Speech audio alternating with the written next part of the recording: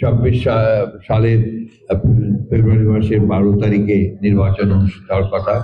এখন পর্যন্ত আপনারা জানেন যে বাছাই হয়ে গেছে।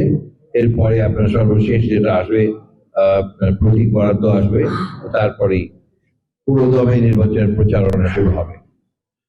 আমাদের কাছে এই নির্বাচনটা শুধু আমাদের কাছে না, জাতির জন্য অত্যন্ত গুরুত্বপূর্ণ। এই জন্যই দীর্ঘ 15 বছর এই জাতি তাদের যে অধিকার, ভোট দেওয়ার যে অধিকার, সেই অধিকার থেকে তারা বঞ্চিত হয়েছে। আমরা যেটাকে সবসময় মনে করি যে গণতন্ত্রের একটা পূর্ব শর্ত হচ্ছে একটা নির্বাচনের মধ্য দিয়ে একটা নির্বাচিত পার্লামেন্ট গঠন করা এবং সেই পার্লামেন্টের মাধ্যমে একটি সরকার গঠন করা, যারা দেশের সত্যিকার গণতান্ত্রিক ব্যবস্থা, গণতান্ত্রিক সুশাসন তারা এখানে প্রতিষ্ঠা করবে এবং রুল অফ ল প্রতিষ্ঠা করবেন। এটা হচ্ছে যে মিনিমাম আপনার চাহিদা, নাগরিকদের ন্যূনতম চাহিদা হচ্ছে যে সুশাসন থাকে, ন্যায় বিচার থাকে, বিচার বিভাগের স্বাধীনতা থাকে, আপনাদের যারা মিডিয়া কাজ করছেন তাদের স্বাধীনতা থাকে, এই বিষয়গুলো কিন্তু একদম পুরোপুরিভাবে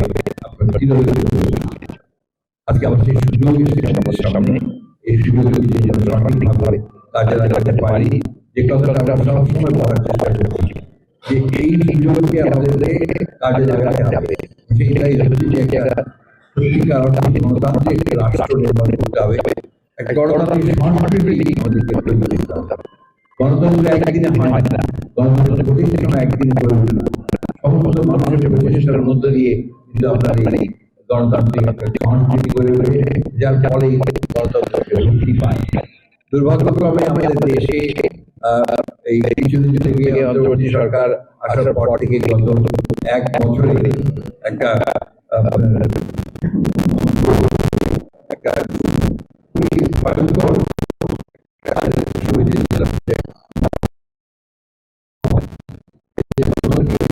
একেবারে ধ্বংস করে দিচ্ছে। এখান থেকে সব সচেতন ভাবে সবাইকে বেরিয়ে আসতে হবে এবং এর প্রতিরোধ করে তুলতে হবে। সেটা সম্ভব একমাত্র একটা গণতান্ত্রিক ব্যবস্থা যদি আমরা চালু করতে পারি এবং সুষ্ঠু নির্বাচন করতে পারি, তাহলে সেটা সম্ভব। আমরা অত্যন্ত আশাবাদী যে আগামী যে নির্বাচন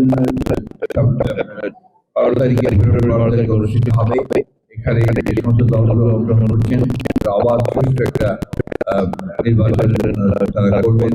ইলেকশন কমিশনও তারা আপনার কনফিডেন্ট যে তারা এখানে সুষ্ঠু নির্বাচন করতে পারবেন, গভর্নমেন্ট সেইভাবে কাজ করছে। সুতরাং আমরা মনে করি যে নির্বাচন তার পথে তার গতিতে এগিয়ে চলেছে।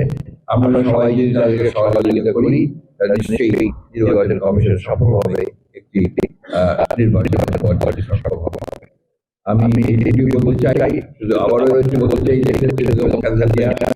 তিনি আমাদের শুধুমাত্র বিএনপি নেত্রী ছিলেন না, তিনি সমগ্র বাংলাদেশের নেত্রী ছিলেন এবং বাংলাদেশে গণতন্ত্র প্রতিষ্ঠার জন্য তিনি তার সমস্ত জীবনটাই উৎসর্গ করেছেন। তার রাজনৈতিক জীবনের পুরোটাই হচ্ছে গণতন্ত্রের জন্য সংগ্রাম করা।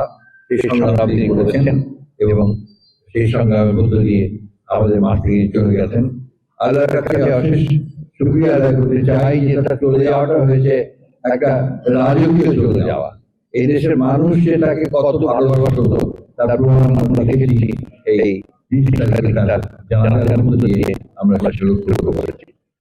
আমরা সবাই তারা কামনা করবো তিনি যে লক্ষ্যে আন্দোলন করেছেন, কারণ নির্যাতন করেছেন, কষ্ট করেছেন, অর্থাৎ গণতান্ত্রিক বাংলাদেশ দেখতে চেয়েছেন, সেই বাংলাদেশের জন্য উপহার দিতে পারি, সেটাই হবে আমাদের একমাত্র লক্ষ্য।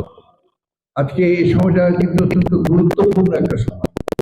এই সময়টা আমাদের জাতির জীবনে একটা ক্রান্তিকালের মতো। আমরা যদি ফেল করি একটা সুষ্ঠু অবাধ নির্বাচন করতে গণতন্ত্রের বিরুদ্ধে, তাহলে জাতিগতভাবে আমরা ফেল করবো। সুতরাং আমাদেরকে অত্যন্ত সাবধানে পা ফেলতে হবে। আমাদের কোনো প্রভোকেশনে পা দেওয়া উচিত হবে না। আমাদের এমন কোনো কাজ, রাজনৈতিক কাজ করা ঠিক হবে না যে সমস্ত কাজগুলো আমাদের এই উদ্দেশ্যকে ব্যাহত করতে পারে।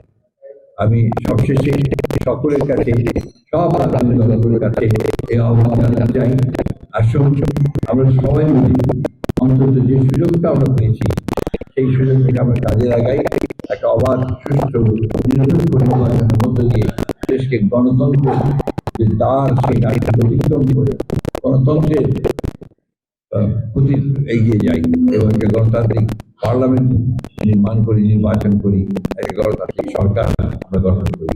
এই হোক আমাদের আগামী দিনের লক্ষ্য। ধন্যবাদ আপনাদের সবাইকে। আসসালামু আলাইকুম।